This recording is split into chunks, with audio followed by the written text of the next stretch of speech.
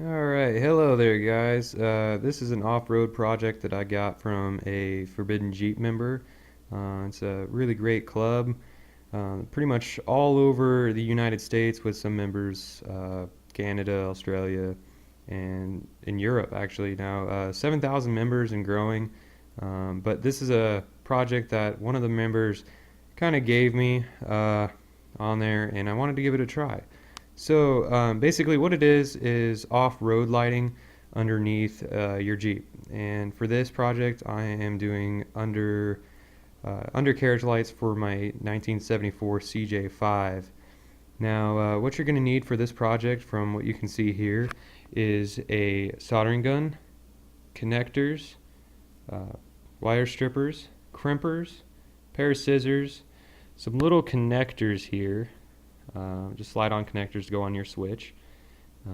You'll need a few of those. Need some butt connectors to connect some of your wires. These might be a little too big, but they are color coordinated. I think these are about 14 to 12 gauge, but I'll need smaller for this project. However, you also need a switch. I got a three-prong lighted switch, matches my Jeep's color. Yeah, and you got your power. You got two powers and a ground on this for your switch in there, so you can be able to turn it off and on. And some wire loom, just to kind of give that more protection for the wire when you're stranding this all together. Now, the LED lights that I got off of eBay, they work for the 12-volt car kind of stuff, no kick downs. They came in a spool like so, about 33 feet, and I did pre-cut lengths for my CJ's fender flares. Put them on the outside to kind of help me out with that. And then you'll need some wire, red and black preferably, because that matches up with your connectors and probably your Jeep's wiring. Now, I believe this is 16 gauge wire, about 35 feet of it in both tubes. You're going to need some heat shrink, kind of protect your wires a little bit more. Now this is the very first strand on that LED spool, and this is kind of what you're going to want it to look like eventually. It's got the heat shrink, and on the inside here I can feel two solder points. Now those two solder points are going to be like so from what I've just soldered. Might not be able to see it too perfectly, but there's going to be two dots on here, and those two dots are going to be concealed within these LED strips. Now these are right here. This is a point that you can cut between. Right in between here, these four dots actually, right in between those two, you can cut all the way across. Now I use wire strippers for this, but on here, then you will also have this protective little coating on here, which you'll need to cut back with a knife to be able to solder onto the points. Now that wasn't too hard. This stuff is pretty tough, so it might take you a second to get that crap off there. But once you do that, then you're going to want to take your little wire connectors, like so, from here, and make sure, if you don't put your heat shrink on the wire connector first, then you're going to have to run it all the way down the light strip. But so I put mine on there, and then you're going to want to solder the connections on there. Red for positive and black for negative.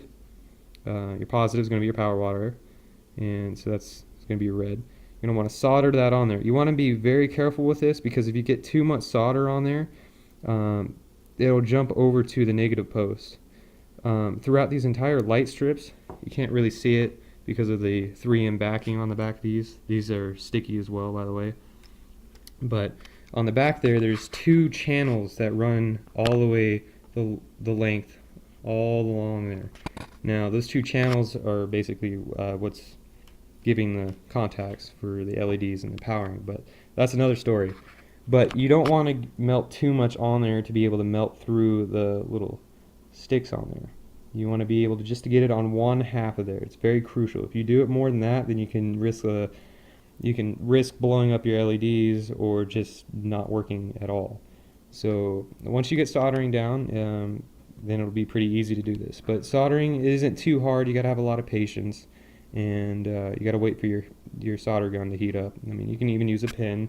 The one that I use here is just kind of an old soldering pin style, which just it's pretty accurate. I mean, just think of a pencil point. You can do it like that, but some of these I kind of put too much solder on, and it was just kind of a pain in the butt. But I got it down, and that's how you do it. With these, it's pretty simple when you get this done. But when you want to like seal it up, then you slide your heat shrink tubing on here. If I can get it going with one hand.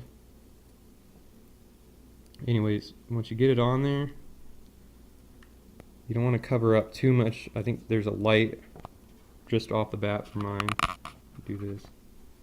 Yeah, you want to get it over your contact point so no water or any other contaminants can get in there and ruin that.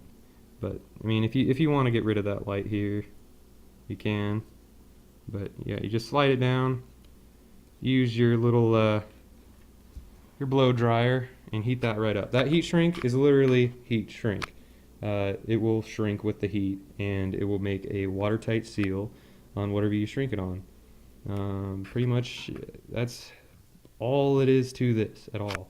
I mean, you take your wires from here, connect them onto the end of your connectors, run them through your Jeep and or whatever rig you have. You can do this on a car, make little neon lightings. There's some changing light colors and whatnot on eBay that you can find. But yeah, you just take those, take your little butt connectors, and you put one of the wires through there, crimp it on, and then crimp another end in there. Boom. Then you just got to find a power wire that you can take and run to your switch and set up the switch properly. I got most of these parts at my local Napa store, but the LED lights and the connectors came off of eBay.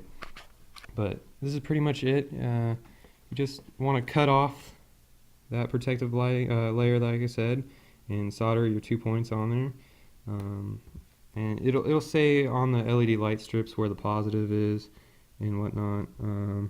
Yeah, I don't know if you guys can see on the video, but that's a plus right there, and there's a negative on this side next to my thumb. And yeah, you just want to follow that, and it's pretty easy. It's not really time consuming at all. I mean, unless you have one of the newer Jeeps where you have to dig through all your carpeting and find a nice spot to kind of run your wires.